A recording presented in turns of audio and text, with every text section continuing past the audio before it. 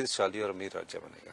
गारंटियों की अगर बात करी जाए तो कितनी हमने जो है पूरी कर दी हैं? देखिए, गारंटियां चुनावों के समय जो दी थी हमने 10 गारंटियां दी थी, और जो गारंटियां होती है वो 5 साल के लिए होती है। नेचुरली ये तो अंडरस्टूड है। अब 5 साल में सबसे बड़ी हमारी जो गारंटी रही है वो सरकारी कर्मचारी और अधिकारी जो हिमाचल के विकास की गाथा लिखते थे, उनको हमने 1,36,000 सरकारी कर्मचारी और अधिकारियों को हमने ओल्ड पेंशन स्कीम के तहत लाया।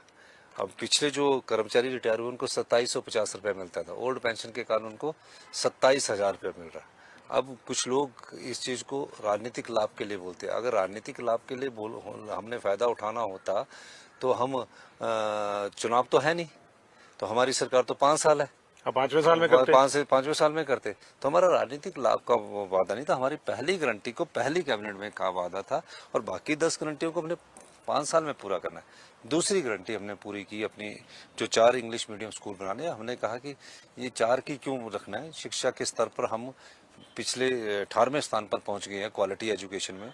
तो इसको इस दृष्टि से मैंने उस कार्य करने के लिए सभी स्कूलों में इंग्लिश मीडियम क्लस्टर स्कूलों को एक ही कैंपस में उनके रिसोर्स को बांटने का, कई जगह कमरे हैं, और जो टीचर पढ़ाना चाहता होगा वो पढ़ा भी सकता है बच्चों को अपने मर्जी। तो विस्तार हो गया तो गारंटी का। हाँ, उस टीचर की मर्जी है वो पढ़ाना चाहे, ऐसा नहीं कि उसको पढ़ाना ही पड़ेगा। अगर कोई टीचर है, लेक्चरर है, सोचता है कि मेरा मन लग रहा है तो मैं इन बच्चों को पढ़ा दूं, पढ़ा सकता है।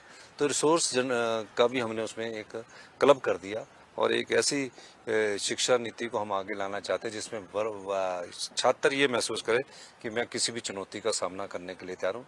इस प्रकार की दूसरी गारंटी को हमने पूरा किया। रोजगार वाला मसला तीसरी जो गारंटी है वो हमारी स्वरोजगार, राजीव गांधी स्वरोजगार योजना से जुड़ी हुई है। राजीव गांधी स्वरोजगार योजना का मतलब ये है कि हम लोग अपने आप को स्वरोजगार कैसे हम पैदा करें। 680 करोड़ रुपए की हमने तीसरी गारंटी की बात की। ये 680 करोड़ में हमने 3 चरण रखे। पहला चरण जो युवा है वो ई टैक्सी ले, ई टैक्सी में उसको हम जैसे 10 लाख की ई टैक्सी आती है, 5 लाख अनुदान देंगे, और उसको अश्योर्ड इनकम 40,000 रुपए के रूप में हम उपलब्ध करवाएंगे। मतलब डबल हो गई। हाँ, 50% सीधा कंसेशन मिलेगा। हाँ, और फिर आप जो इनकम इंश्योर करेंगे। दूसरी बात यह है कि उसका डीजल का, अगर डीजल की गाड़ी या पेट्रोल की गाड़ी लेता है तो उसे 10,000 रुपया महीने का खर्चा करना पड़ेगा, और जो इलेक्ट्रिकल व्हीकल लेगा 1000 रुपये भी आ गया, वो 2,000 रुपये में होगा, आ गया, तो वो भी बचेगा, उसका जीवन भी स्तर भी सुधरेगा। मैं जिस दिन से बजट रखा उस समय से इलेक्ट्रिकल व्हीकल में चल रहा हूँ। बिल्कुल अच्छी गाड़ी है, और उसकी इंश्योरेंस भी हम कंपनी वालों से लेंगे। तो इस प्रकार की इनकम हम अपने युवा साथियों की बढ़ाना चाहते हैं, इसी स्टार्टअप योजना। चौथी गारंटी हम जो हमने 1500 रुपये की ही है जी, वो हम डिस्ट्रिक्ट वाइज लागू करेंगे। लाहौल स्पीति की उसमें घोषणा 2 हमने चरण करी थी। हाँ, उसमें 2 चरण है। पहला चरण है कि जो हमारी पेंशन मिलती है 2,37,000 परिवारों को, उनको 1,100 रुपए की पेंशन मिलती है। पहले चरण में हम उनको 1,500 रुपए की पेंशन उपलब्ध करवाएंगे। ऑलरेडी जो मिल रही है उसमें बढ़ोतरी 400 रुपए की इंक्रीज करके 1,500 करेंगे। दूसरे चरण में हम लाहौल स्पीति की जितनी भी डिस्ट्रिक्ट, क्योंकि मैं स्पीति 15 अप्रैल को घोषणा की है, तो जो भी उसमें होगा दूसरे चरण में हम लाहौल स्पीति के डिस्ट्रिक्ट में पूरे 1,500 रुपए की पेंशन अपनी महिलाओं बहनों को उपलब्ध करवाएंगे।